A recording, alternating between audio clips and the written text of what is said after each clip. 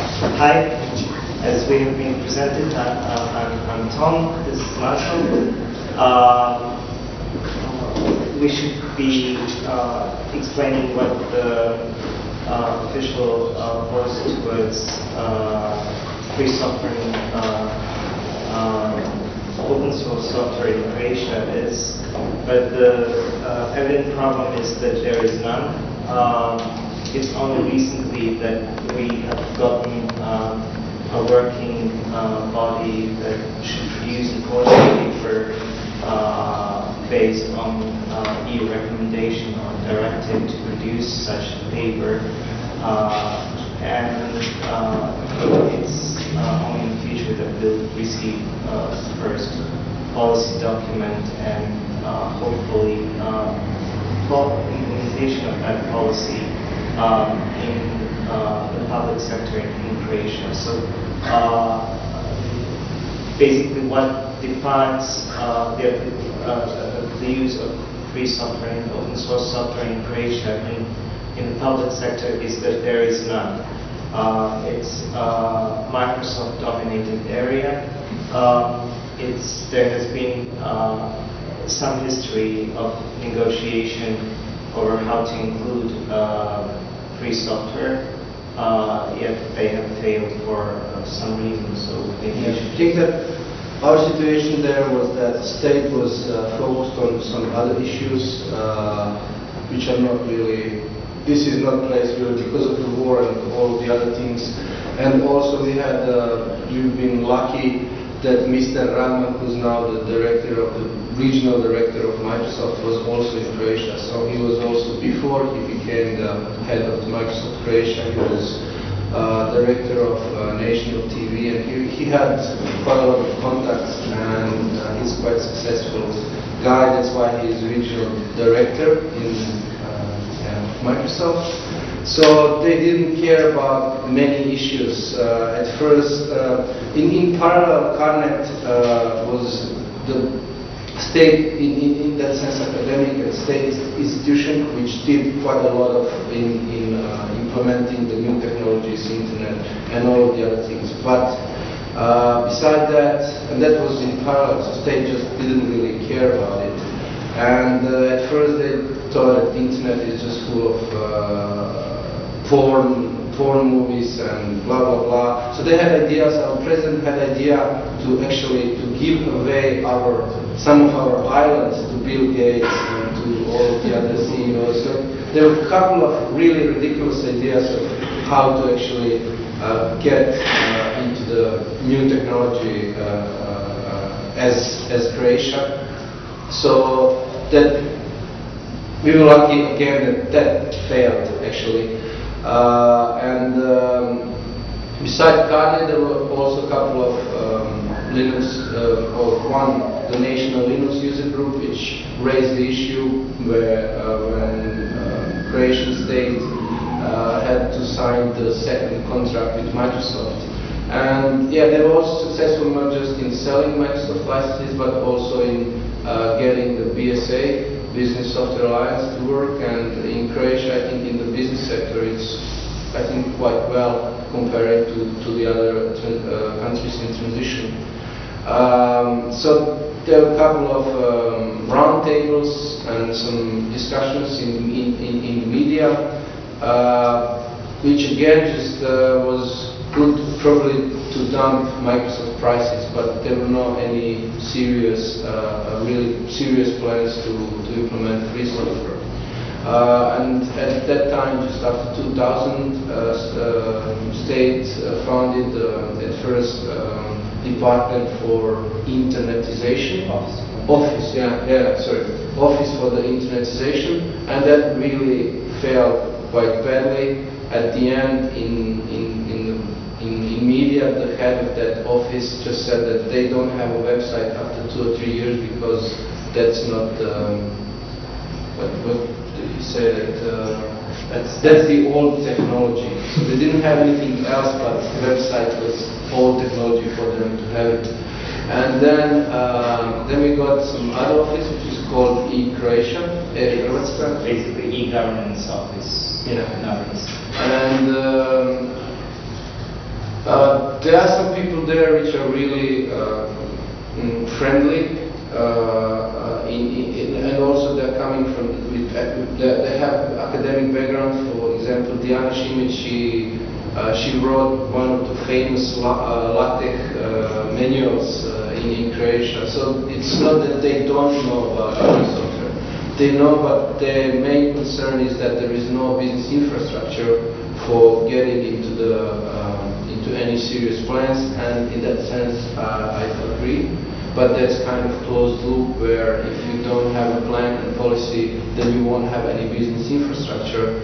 And if you're saying that you don't have a plan because there is no business structure, it's something is wrong in that.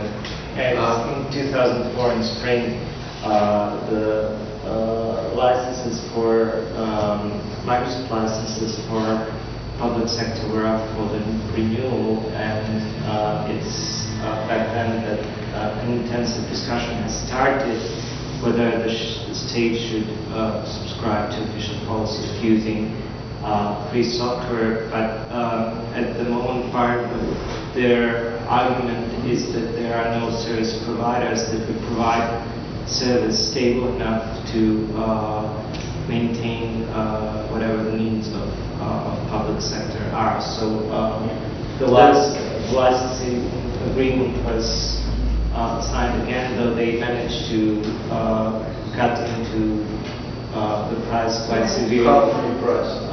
When it was signed? It was in June 2004, I believe. So they have been able to cut from like 7 million euros to what is it, 3.5 million euros. So they've been able to cut the price based on the argument that state might just go to start using free software, which it didn't. Well, part of the reasoning. But I think that was more like media pressure. That the issues were in media than anyone from the state said that they are seriously actually planning to.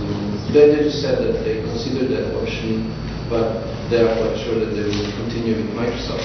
And in that sense, what I'm trying to say is that those people are not like Microsoft Alliance in that sense, especially from that office, but they have some serious concerns, and what we are trying to negotiate is what will be the role of that office, because if they will be just passive and trying to get everything from the society, from the academic research network, or from the non-governmental organizations, or from the business, I'm not sure that will work or that will happen.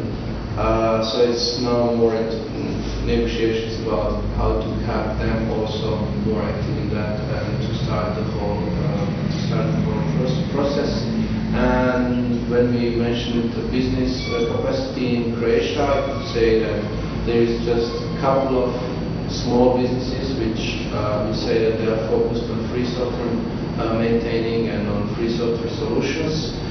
There are also a couple of others which are part of the bigger businesses like IBM, and also from our quite successful pharmaceutical Pliva, is the biggest company in Croatia. So they spin off their IT department, but no one from that side, from the big business, actually said that officially. So there are people who, and inside of their departments, they use free software.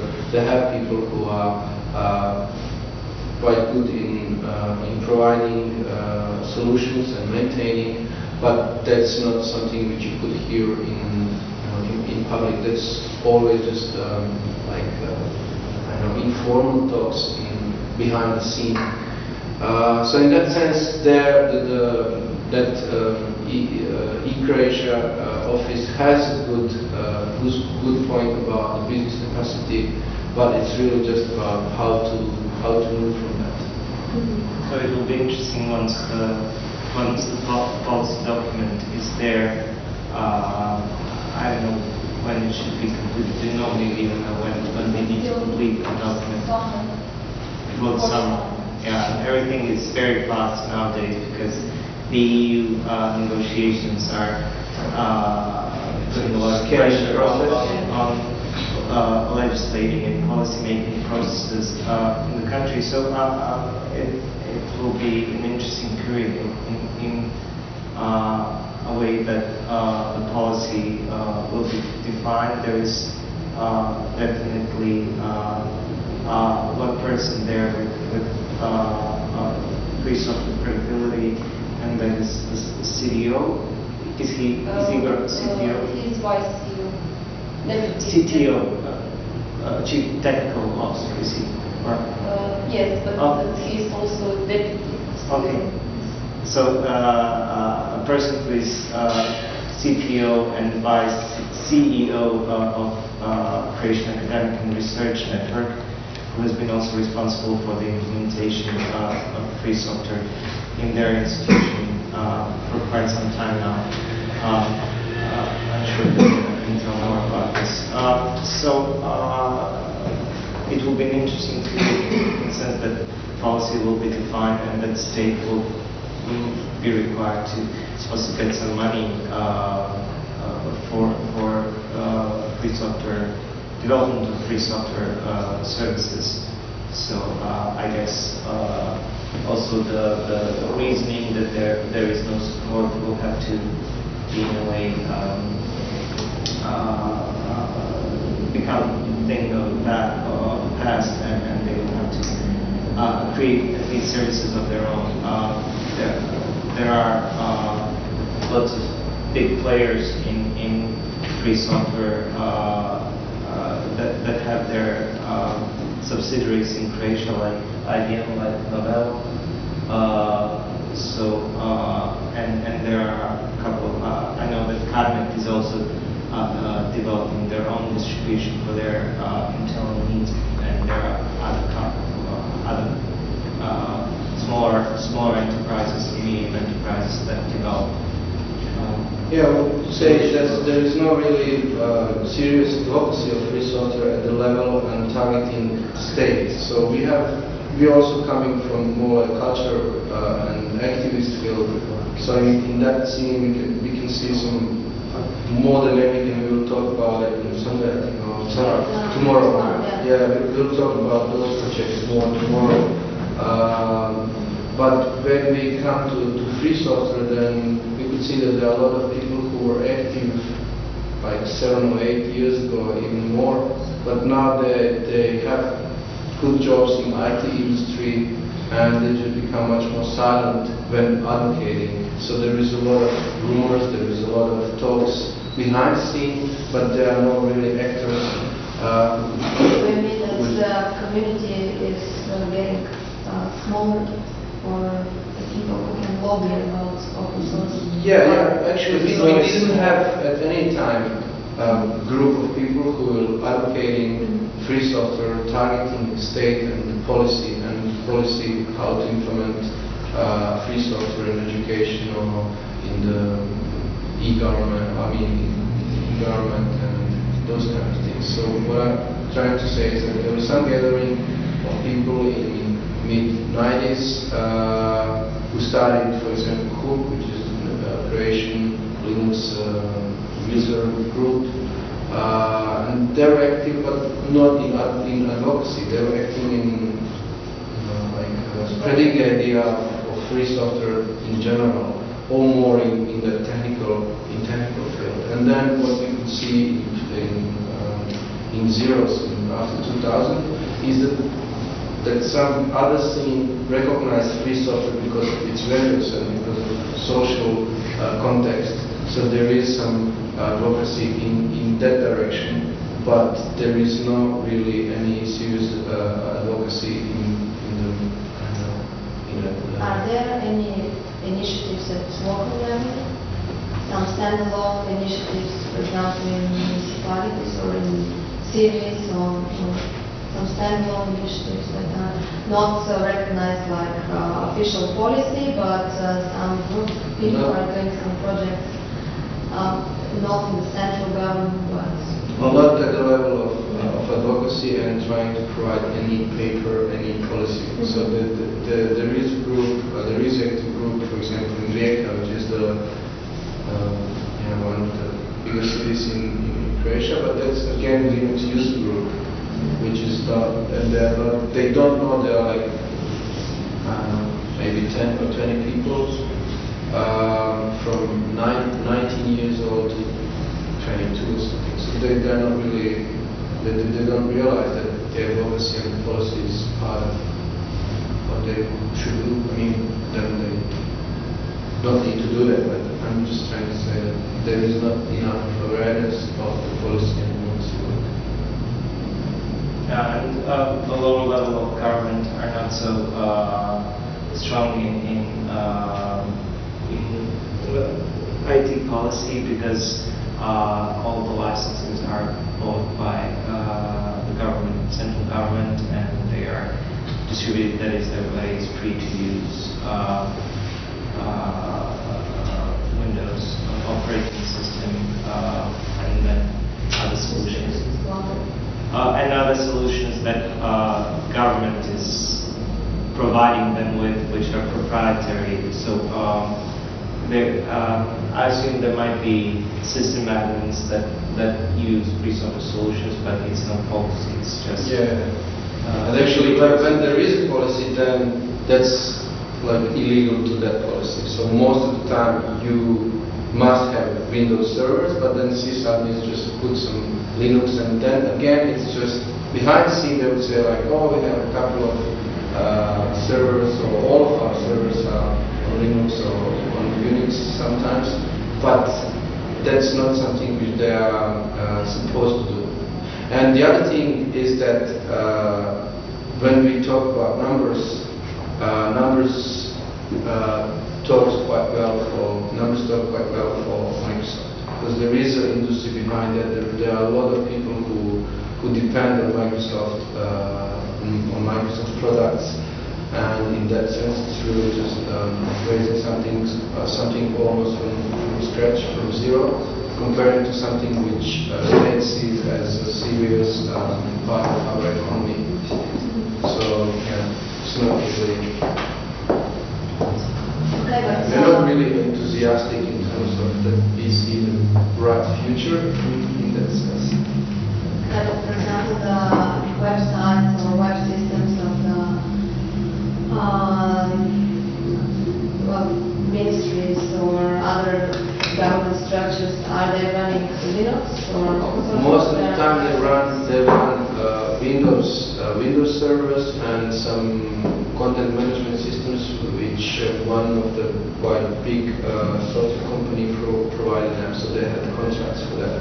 But for example, eCroatia Office, they have PHP Nuke and Linux server, so they try to do something, and they know about free software, but again they are not loud about it. And there were also big scandal that PHP Nuke was there was some exploit, they didn't maintain it properly because someone just installed it and then they didn't really get into the contract, so someone just broke their server, so that was a scandal. And then they would say, some people would say, said that that's because it's free of charge software, so it's not secure enough. So that was also quite bad PR for free software, but it was not that big that we could say that that's really significant and that's important. And what about the open standards? I mean, you mentioned about the EU synchronization and adoption policy, so they should include in some stage adoption of open standards. I think that meant part of the population. They produce, because there is at the moment no one is using free standards in terms of documents. State and government servers use usually Word document formats or PDF formats or other proprietary formats, depending like the coverage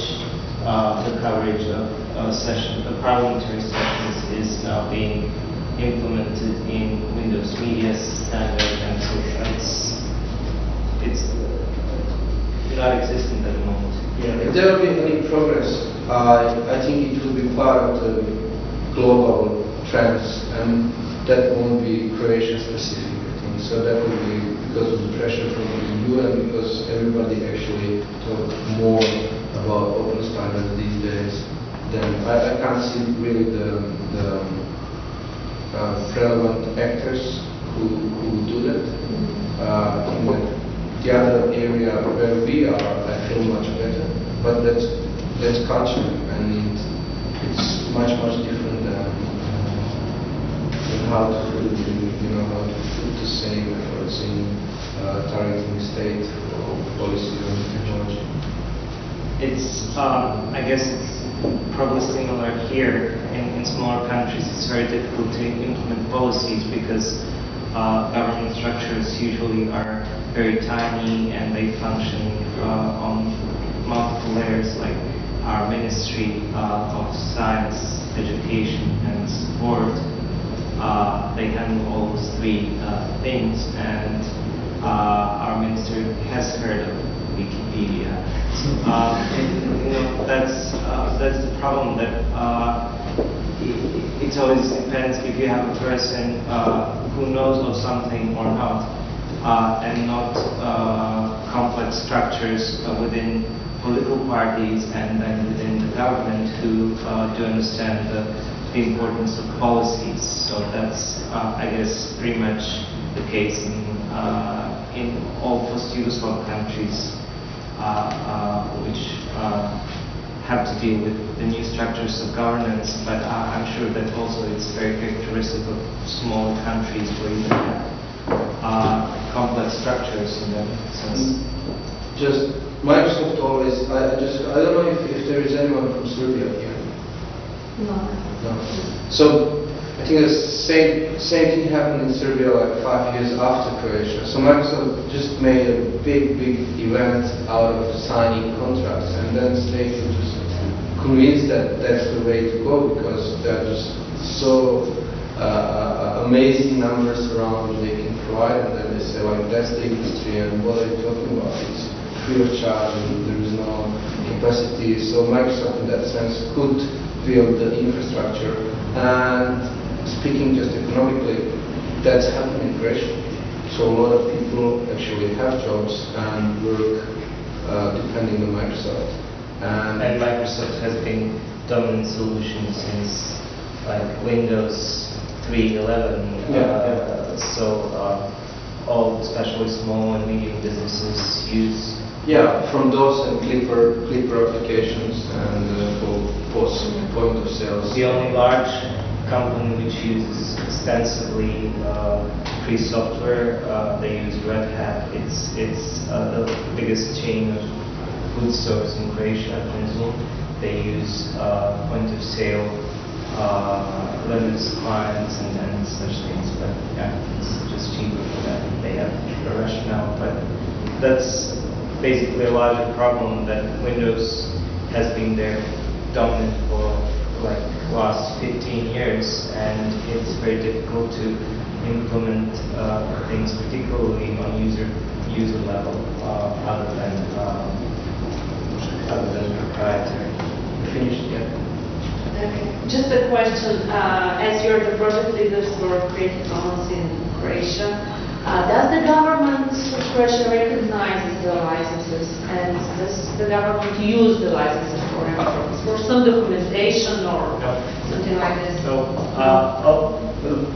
There is no need for a government to recognize a license, because license is a legal document that can be created by a legal entity or a private person. So, and it doesn't hold any less degree of legality. The problem is whether judiciary, in the case of dispute, would recognize the license as valid and all of the terms of licenses valid. But there is no need for government to recognize it. Because I was asking if the government uses the Creative Commons. They don't need, because what they produce is public domain most of the time. And when they produce something more specific, then it's not like government policy, but a specific department or something like that. But we don't have that kind of production, so that we could say like, why didn't you open something? Because there is no something which you can open. Yeah, right. And what about the universities? That goes better. So, currently, for example, we have programs which actually, I think that Creative Commons in public is much more recognized. But what we are talking now is more like a state policy, and in culture field, Creative Commons is quite well known. Yeah, in the culture, but I was asking about the educational materials. Yeah, it goes, and we have some projects with Carnet, with the Croatian Academic Research Network, which probably would be in that sense successful, and they are open to that even from before, because they didn't actually they didn't really close the documents, and we didn't have a culture of copyrighted materials on universities where a lot of people are fighting about the authorship or something like that. So in that sense, it's not. It's much better. We can talk about it more happily. There is like open access community which is very strong in Croatia, but then again it's not official university policies. It's just really people who try to. Volunteers. It's mostly librarians who advocate this because it's. They are the ones who feel the pressure of journal subscriptions going up, and it's they the first who notice negative economic effects and when we talk about academia, then it's more specific, because when it comes to the publishing scientific papers, then Creative Commons is not that particularly well fit, because scientific publishing has quite much more complex context. Yeah. So Science Commons in that sense is much more appropriate, and we just had John Wilbanks a month and a half ago, and he did a couple of two good speeches, and also one on our institute, Ruđer Bošković. In that sense, it goes, but it's really just opening and raising the whole area. But I'm much more enthusiastic about that and about culture and science than about the business and state. So that's, for me, they're much different fields. Right. Thank you, Marcel. Thank you, Tommy. Do we have enough specialists that can support eventual policy? Do we have enough qualified specialists in the market? Like technically, technicians, and Yes. we don't know. Most of the people from the free software community would say that they are enough, but I'm more skeptic.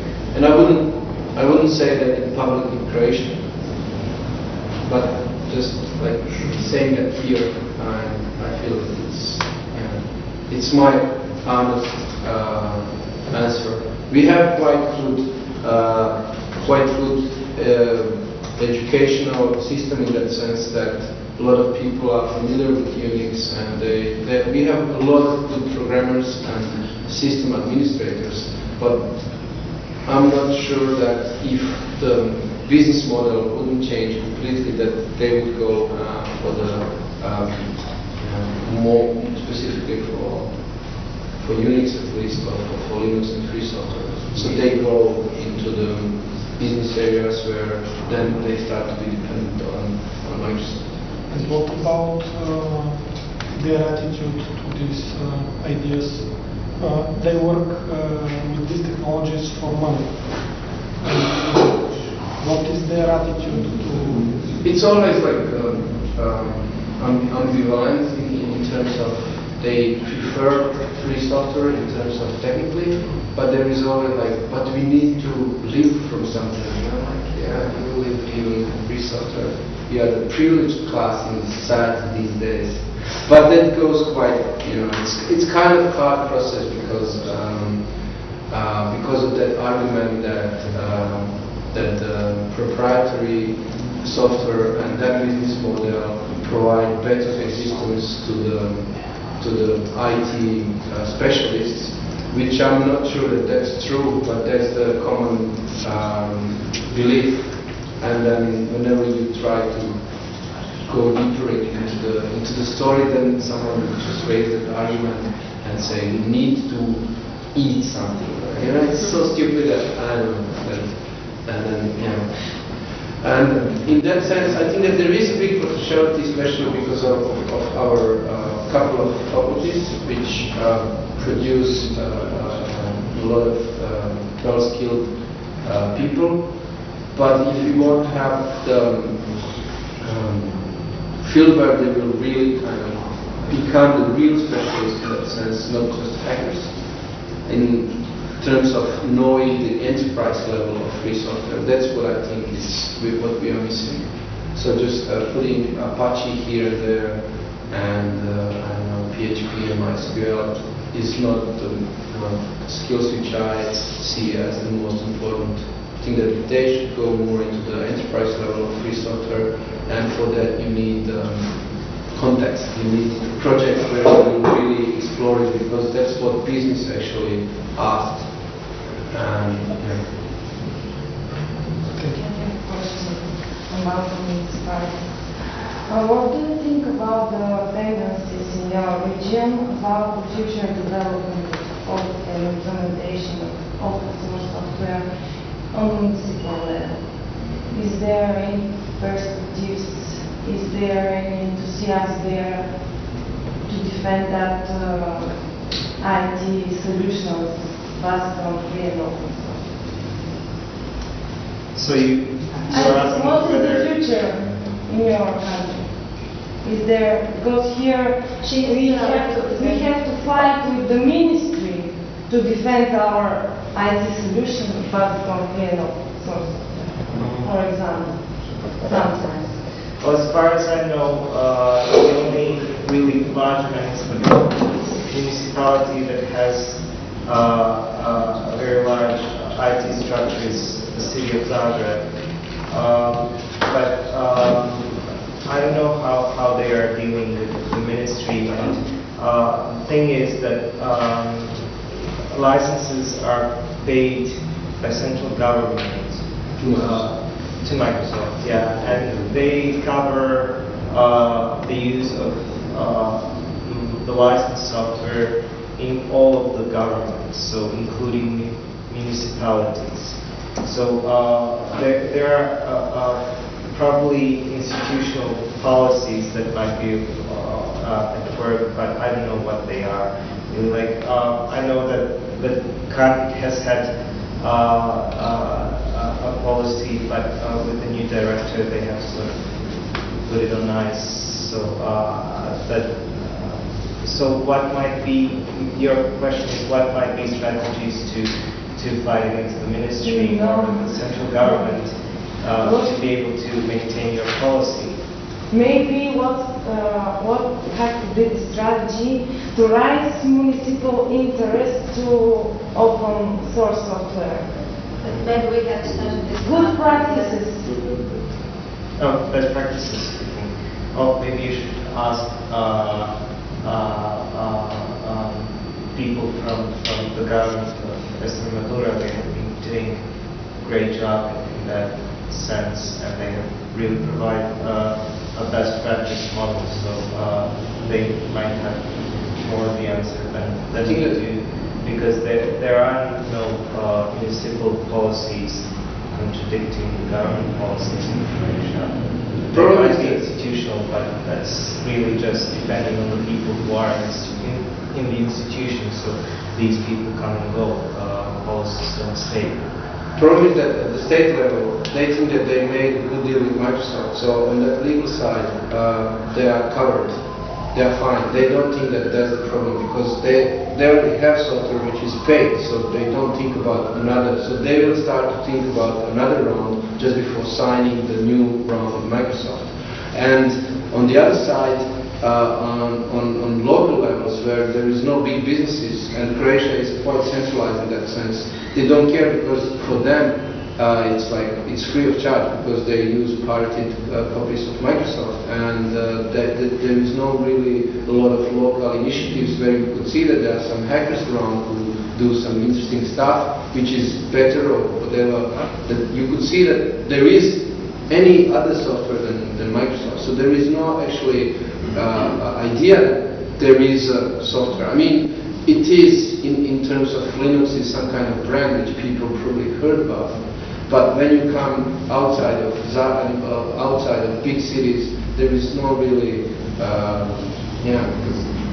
there is no need actually. Because for them, it's much it's like pirate copy of Windows, the latest Windows. Probably they have Vista, not even XP. When does this Microsoft contract end, and did the EU integration process, especially the developments in the EU, which have a lot of open source and free software introduction into the, let's say, local government or regional government level, influence any of the perception in Croatia, or can they be used by the local free and open source? So we have the policy document that is being written at the moment. Basically, the body writing the document has had its first constituting session just like 2 weeks ago, maybe. Yeah. So they are working on the document, and as soon as there is a document, there will be also some implementation questions, and they will be. They will need to start developing dynamics with the developer community to have the necessary solution implemented in the government. So in that sense, I think that EU directive will work out very positive in the sense that it will put this thing into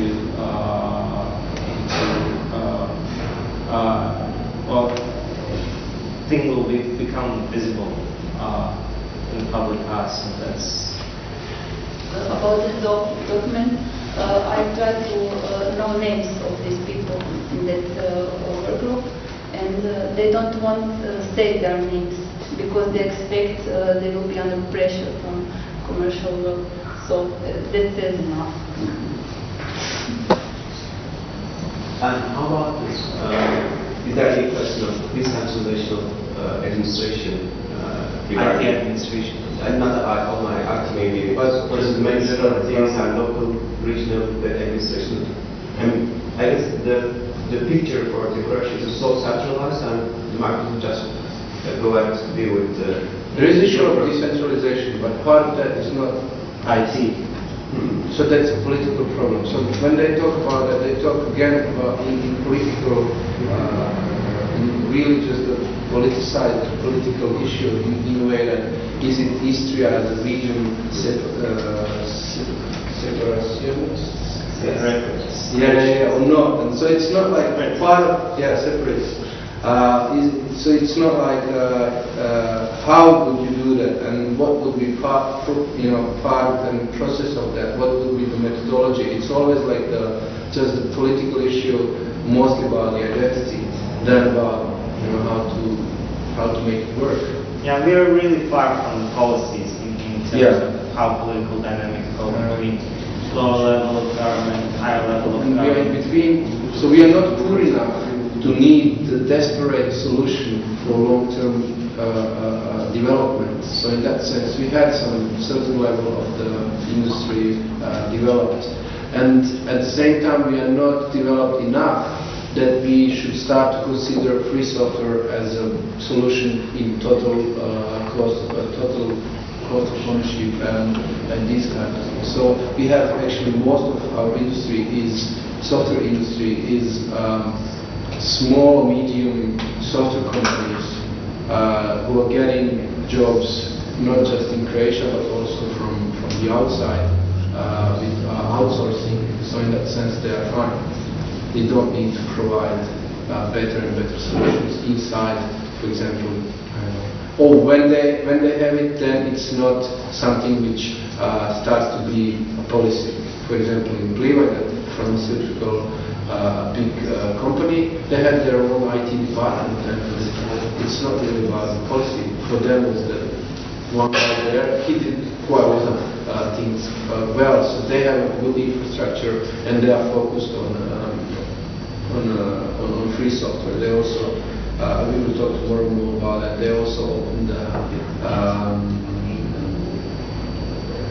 the code of the project where they put like €1 million or something like that. So in that sense, there are some things, but what we see as the main problem is that it doesn't go into the policy. It doesn't go into at that level where people communicate about it seriously and formally, so that you could say that that could be modeled for something else. So it's more like separated. And when it comes to the centralized or to the solutions which could be used for as models, then it's stayed with Microsoft. And you should just know that it's a really strong connection. And and probably mostly because of Radman also, because of that guy who was well positioned, who was in that sense quite well businessman, and he did good business for Microsoft in Croatia. So he was in talks of becoming prime minister at some point. Yeah. He declined, so that's So he was also the popular idea of if you get him as a prime minister, then probably would So what do you think would be best strategy appropriate for Croatia to increase public awareness and to increase public awareness of a policy level need for using and adopting the software? Maybe that it's not economic, it seems to be. It would be about technological or decentralization or something? Probably at some level antitrust policy. I mean, it's clear that the market is Microsoft monopolized and sort of powered by Microsoft solutions. So that's definitely one smart strategy. Another strategy is definitely quotas, and they also reflect in a way antitrust policies. I don't think that maybe bringing it down to low levels of government would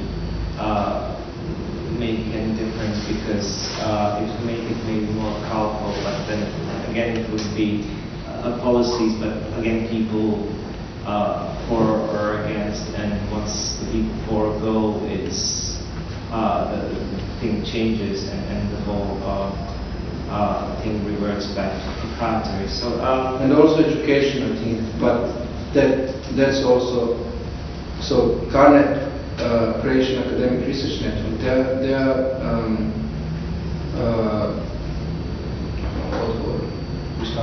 responsible for the implementation as like spreading the technology, so to connect all the elementary schools and high schools into the academic research network.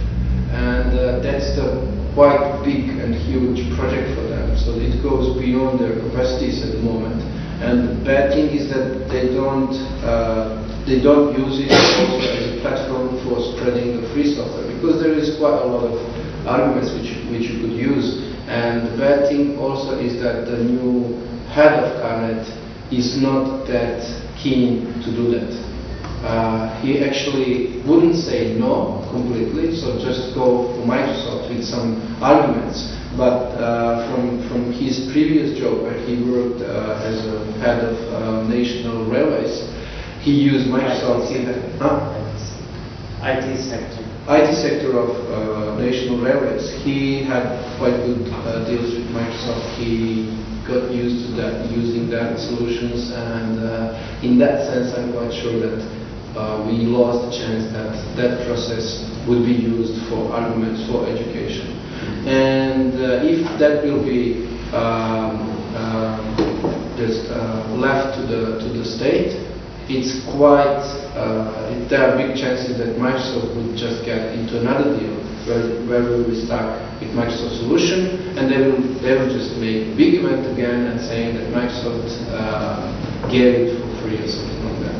So they could do that, or they could just, that could be part of the new round of signing the contracts with our state, so that the education would be, be for free or really for the small money or something like that.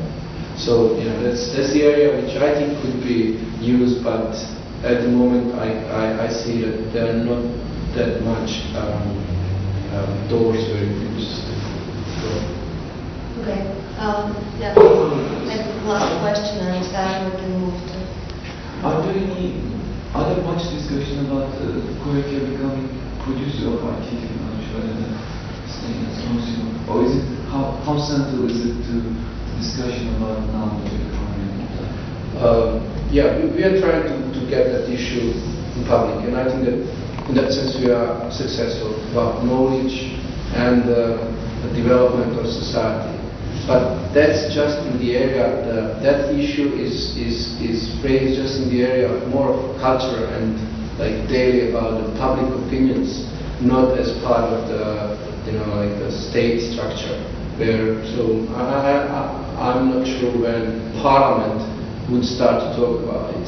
And at the same time, in that political kind of spectrum, the radical right wing actually the only political party which really support free software, because they see it as an anti-American, not depending on America. And we don't have a transparent lobby.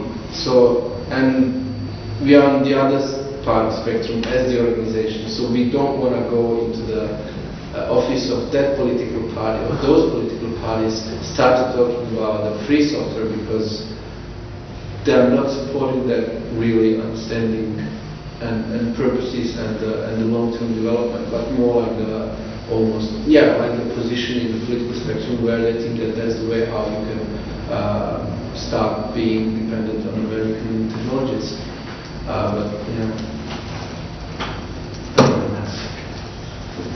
Yeah, I mean that's the argument. That's the well-known, obvious argument. But it's really about how you put into the public discussion and part of the political processes some issues. So you need like processes where to put it. And one of the things which is quite bad in Croatia, except beside that what we were talking about was free software, is that lobbying is not well developed. So there are no like. In US, they were like paying inside of the parliament for some decisions, that was ridiculous. But they have some kind of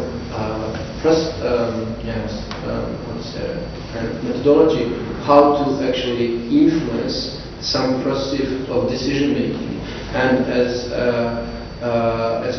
was said, now they hide people who are in the group who are developing that document. So it's not the right way to do things, to hide people because of the pressure. But then you could make it part of the public discussion, but they didn't. And we can say like, it's again non-transparent, blah blah blah. But there are so many initiatives which says government is not transparent enough that we can say, we can send a press release and nothing will happen. Okay, thank you.